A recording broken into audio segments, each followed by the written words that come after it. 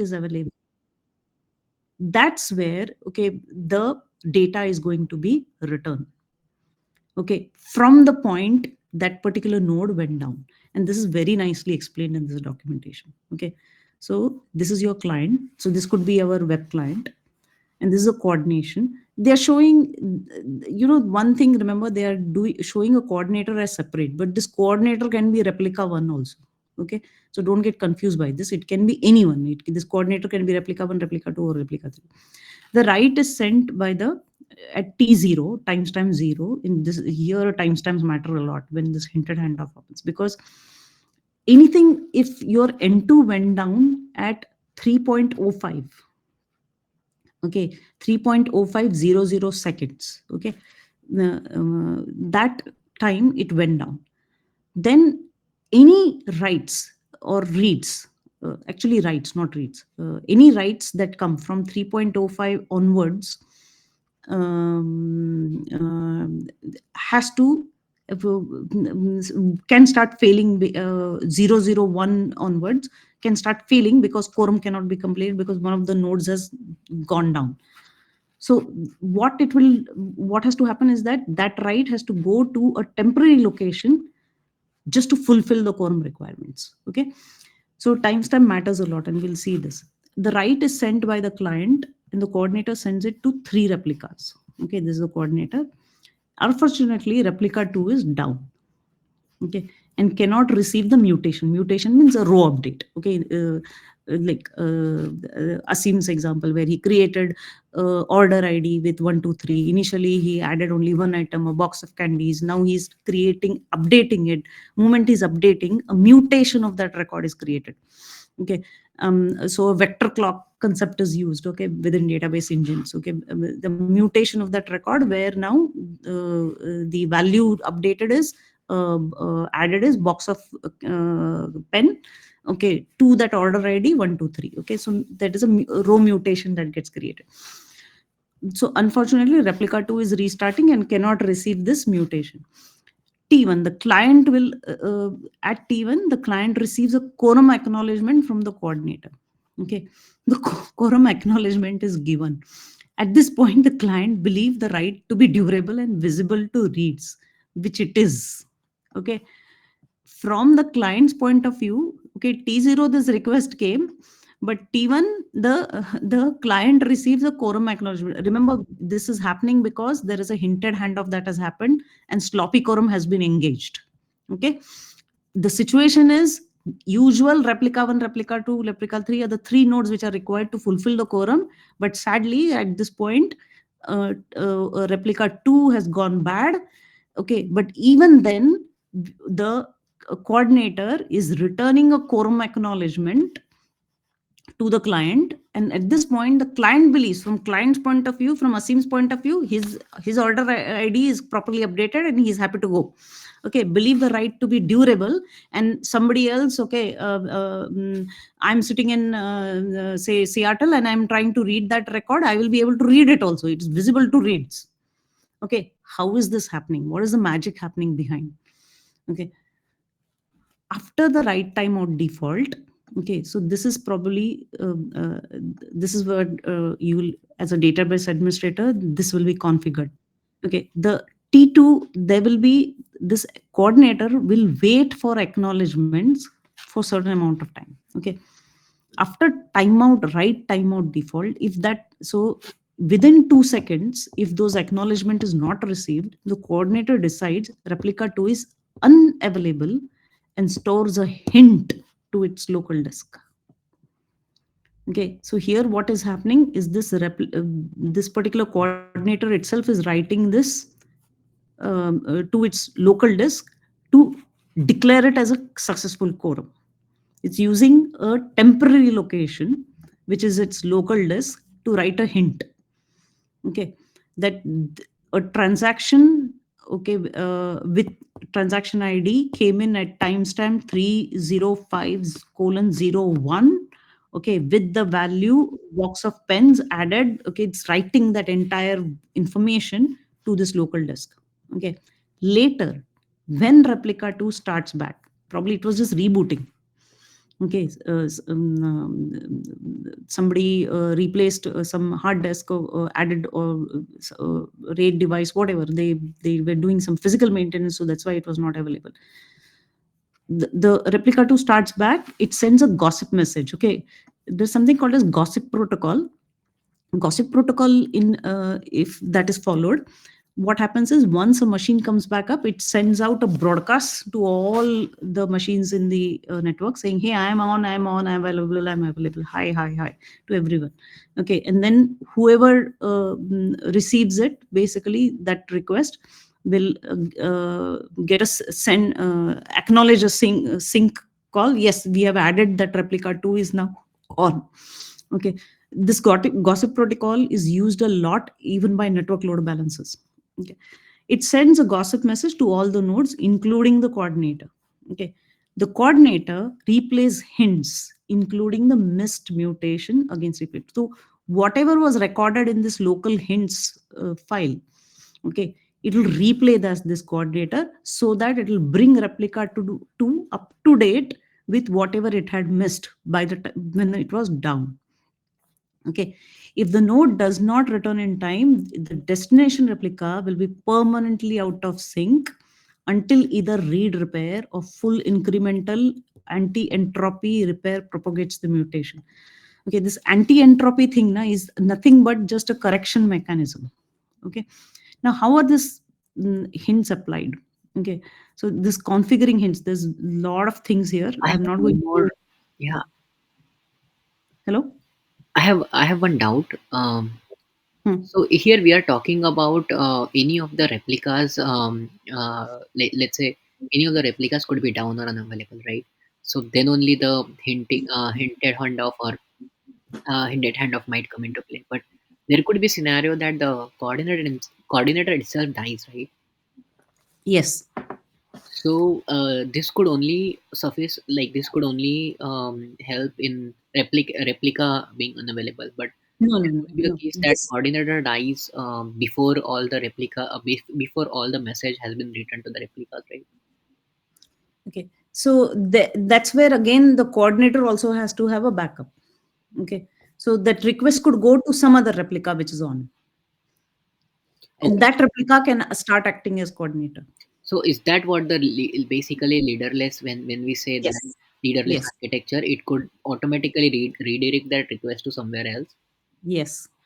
Okay, leaderless means there is no single. Okay, there's no single machine who enacts as leader. Okay, anyone can act as leader. Okay, that's the beauty of leaderless. Okay, any machine can act as coordinator. Okay, so in any machine, so that's why I actually But I, But hmm. if coordinator is down, then it will basically it will destroy the hints as well as any. No, Uh, no. As I said, any node can act as a coordinator. Okay. I don't know why they give these diagrams this way. I prefer that they show that replica 1 is acting as coordinator. Okay. Any one machine can act as coordinator. Replica 2 can act as a coordinator. Replica 3 can act as a coordinator. That is not okay. That is the beauty of leaderless. Okay. But I have a question. Protocol But enable the that leader selection? Huh? Does the gossip protocol enable leader selection? Like, does it In help in the in Kubernetes, yes. Okay, Kubernetes has a leader follower model. Kubernetes, yes, Kubernetes has leader follower model, or even Kafka. Uh, uh, no, Kubernetes has a leader follower model. Okay, they have a central controller node. Okay, there it can use that gossip model, gossip protocol. But in Cassandra, there is, and in DynamoDB, these are leaderless. Okay, the gossip protocol is basically used to do broadcast and to okay? do to get health checks. Okay, byte go, by the way, has a good YouTube video on gossip protocol also. So Okay. there is some other mechanism that the replicas use once they are able to identify that the uh, like the leader is no longer, or the leader is down. So they elect a leader. Huh. Uh, but That process is done by Kubernetes It was done in Microsoft SQL Server also. Okay, anywhere leader follower model is used. Okay, when the leader fails, then the remaining two, and that is why that in leader follower model they say minimum you have to have three. Okay, three or five. Okay, they'll say, okay, because you need you need other two to vote somebody else as leader. Okay, so But what will happen? Let's say here it's leaderless, right? So if we are not able to elect the leader here, it will just broadcast the messages. So how would a particular node assume a coordinator responsibility? And what happens if one of the replicas have assumed the coordinator responsibility? What would happen thereon? Will the so other will the broadcasting stop that we need to get the new coordinator part? That is a good question. Um, um, Generally, okay, there must be in Cassandra also and in Dynamic DB also. There must be a way for them to hand over the request to another node. Okay, Mhm, because without that, that request will completely fail.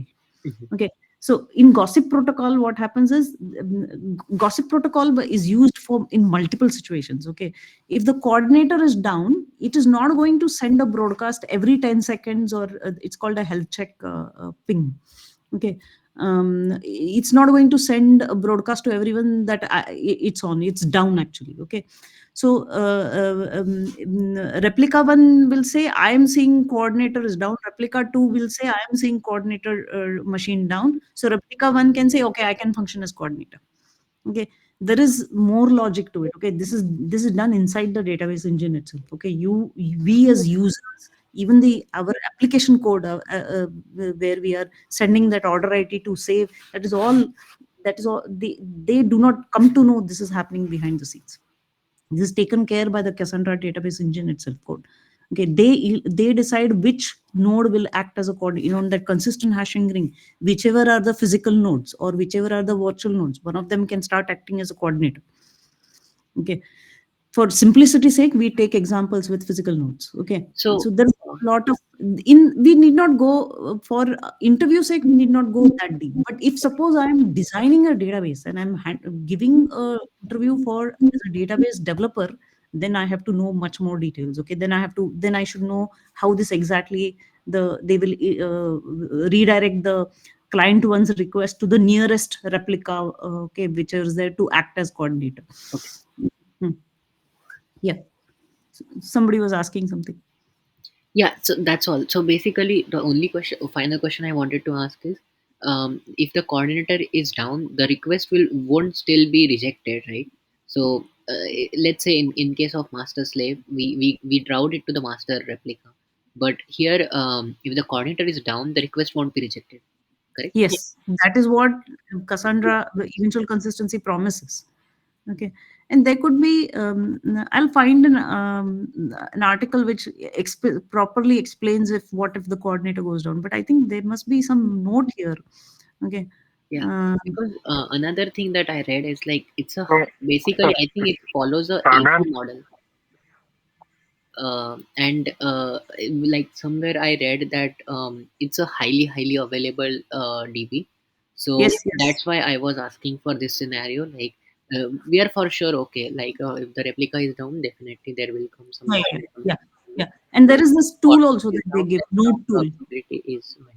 Yeah, there is this tool also that they give, node tool, which you can use. Okay, of course, when one of your node goes down, okay, this node tool provides several commands for configuring hints or getting hints related information. Obviously, you will have alerts generated by your system when one of the node goes down, which is supposed to participate in the quorum. So all that has to be configured, right? And this is where that's why you have people who are masters in this, acting as database administrators. We as developers, we may not know all of this. Okay, so this, but then yes, we have to know this from the point of view that how you should design your rollback behavior, transaction failure behavior, your basically your exception handling behavior. Okay, you cannot just assume, okay, many bad application developers, okay, just assume, okay, database will roll back by itself. No, not always. Okay, so you have to know which database system you are interacting with at any given point of time. You have to ask these questions. How is the Okay. consistency configured? Okay, what is hinted handoff by default turned on? Is sloppy configuration by default turned on?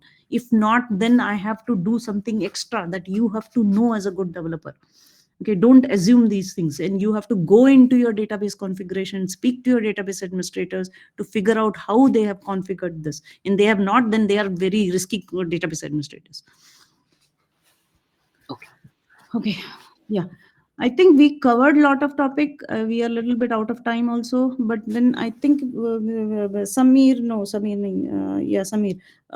Did we cover? Did anything is remaining? Yeah, I think initial questions, I think we have covered all of them.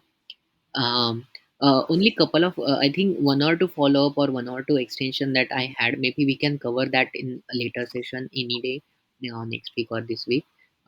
About partition key, and like how the consistent hashing model is applied over coming up with the partition key, and basically any kind of sharding and partitioning is related questions I had. Um, and the data model, like Cassandra, how to come up with a Cassandra data model. Okay. We can do that next time. Only thing one, I think I was going through your list about read repair. Okay. Yeah. This read repair thing now, and there are models in this. Okay. If you within the read repair itself, there are different types of repairing strategies. Okay, that are employed. One is one second. I think.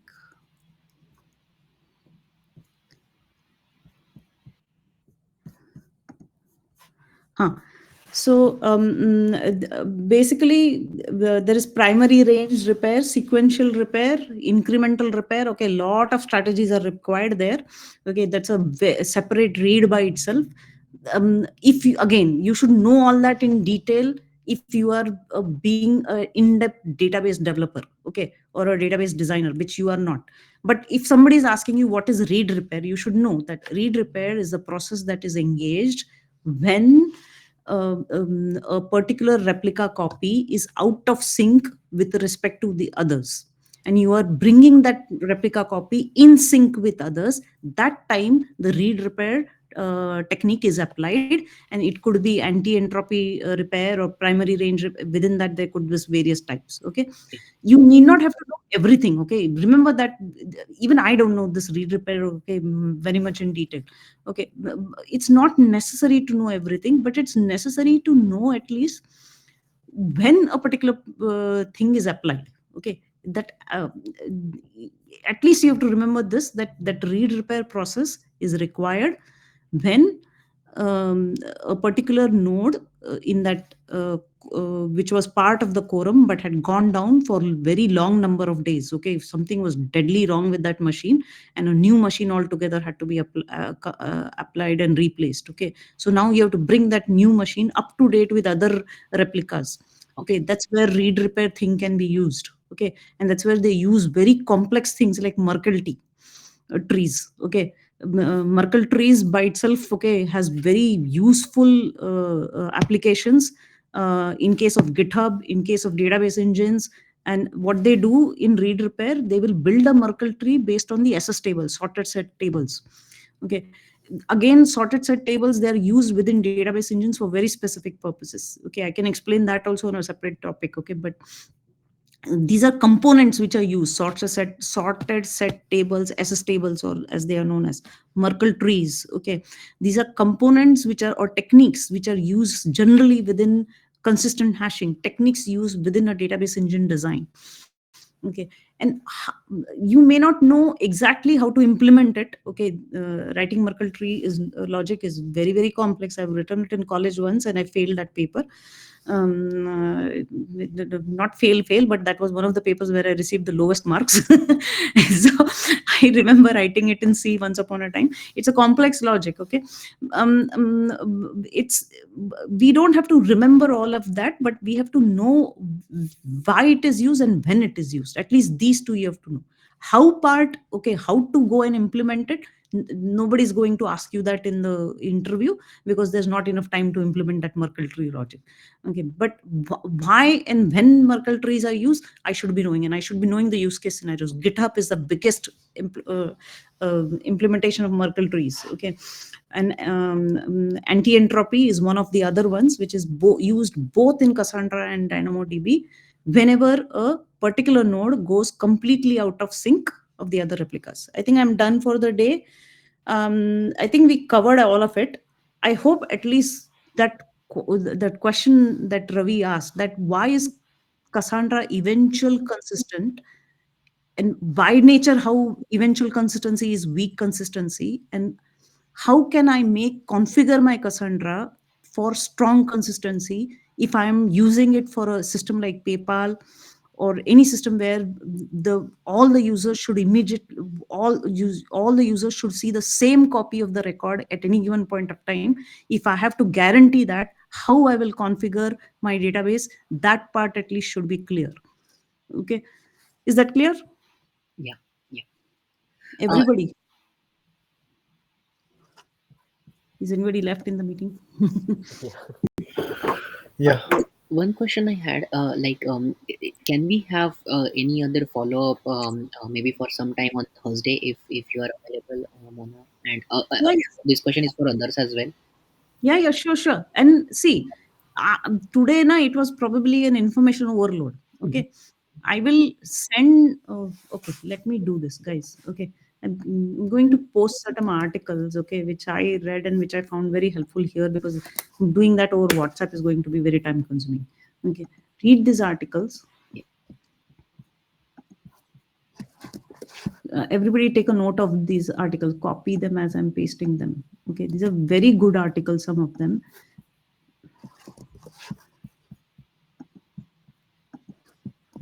This should, okay, read it, and remember one thing. First time when you read it now, if only 10% goes in the head. Okay, so read it at least multiple times. Okay, Yeah. so that more than 70% goes in the head. And then when you read it multiple times, then things will start becoming more and more clear. Okay, and always, whenever you're trying to understand the concept now, never just try to understand a concept based on just one article. You have to visit multiple articles to understand multiple viewpoints, and then things start becoming clear in the head. And okay, this is the last one. And which was the Cassandra one? Did I send it? No, I did not send this one.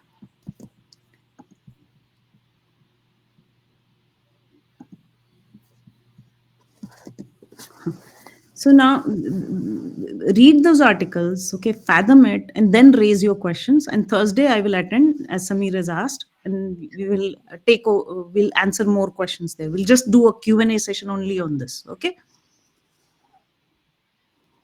Sounds good. Yeah. Thank you. Yeah, Okay. Thank you. Sounds good. yeah. Thanks a lot, everyone. So tomorrow we will continue with the regular data structure algorithm session. Yeah. And what are we doing tomorrow? So we had some pending topics about the heap related things. We will go for those. Yeah, sure. It's there in the Google sheet, our Yeah. planner sheet. Thank you, Sagar. Yeah. Thank you. Asim, हाँ भाई. if you have time, can you wait for that? हाँ. वो जो recording थी, did you get a chance to save it? ये अभी वाली हो गई. हाँ, एक डाउनलोड हुई है और सेकंड शायद अभी कॉल एंड होने पे होगी. हाँ, तो मैं दो stop कर रहा हूँ. हाँ, तो stop